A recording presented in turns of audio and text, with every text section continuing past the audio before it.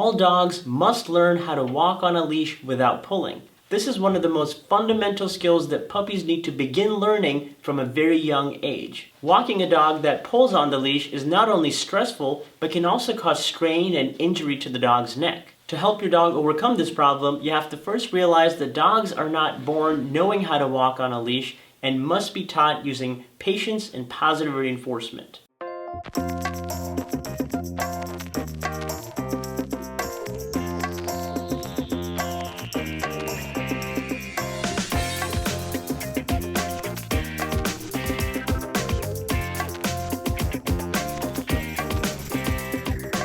The good news is that there are a lot of things that you can do to stop or prevent your dog from pulling and make walking a much more enjoyable experience for both you and your dog.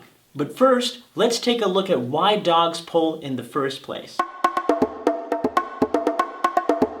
There are two main reasons. The first is that dogs are interested in exploring their environment. Their sense of smell is a primary source of information, and the environment is full of things to sniff. Walking a young dog is also a very stimulating experience and can trigger a lot of excitement. Combine this with a lack of self-control, and you get a strong motivation to pull. The second reason the dogs pull is because they are so easily reinforced for pulling. Anytime that there is tension on the leash and the dog is sniffing, they're actually learning to pull and will do it more.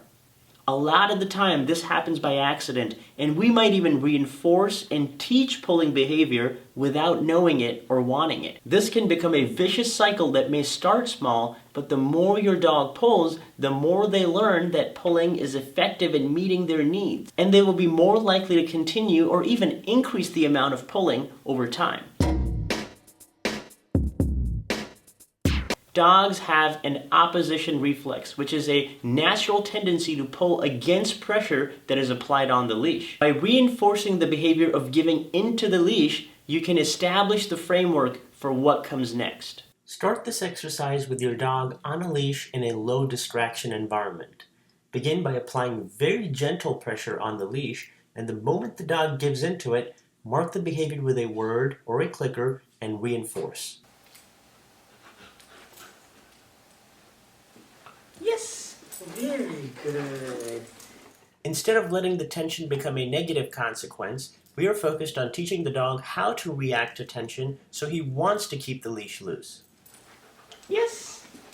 Practice this a few times until your dog gets the idea, and also notice that I'm not using any verbal cues at this point. Yes, good boy. Good boy. Very good. Yes. Very good.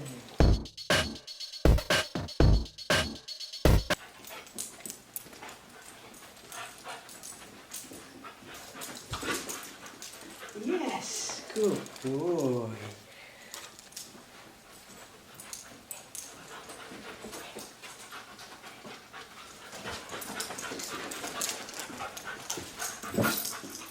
Yes, good boy. Good boy. Yes.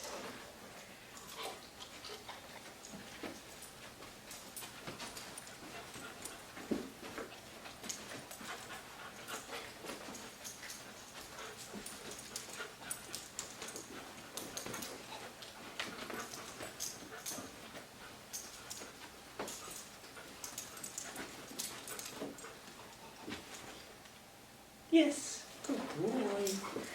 Good boy.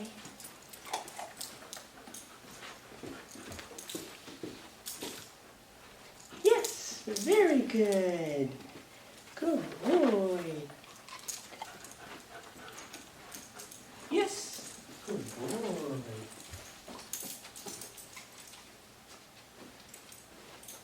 Yes.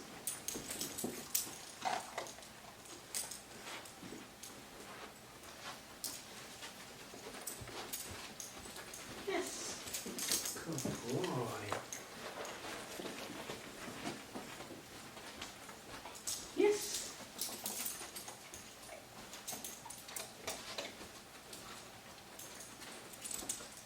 Yes. The leash is not meant to be used to control or direct your dog.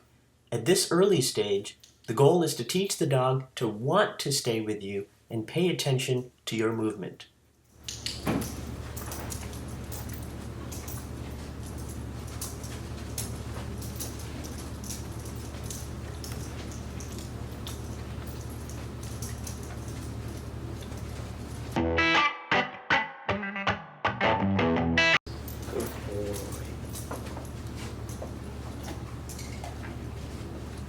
Watson, let's go.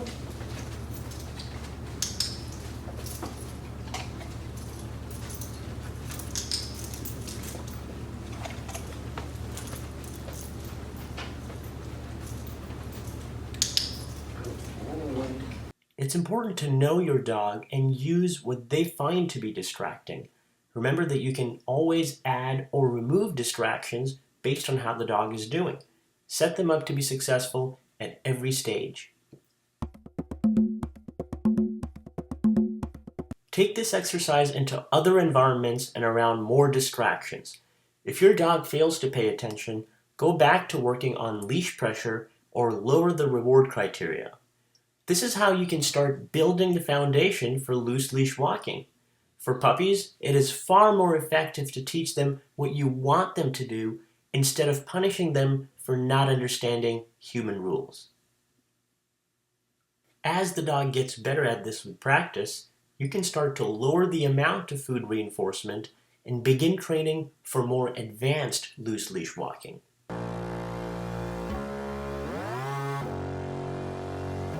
If you found this video useful and would like to learn more about this topic, make sure that you're subscribed to the channel and have notifications turned on so that you will know when the next video in this series is released. If you would like to see more content like this, please consider supporting us through Patreon. Thanks for watching, and we'll see you next time.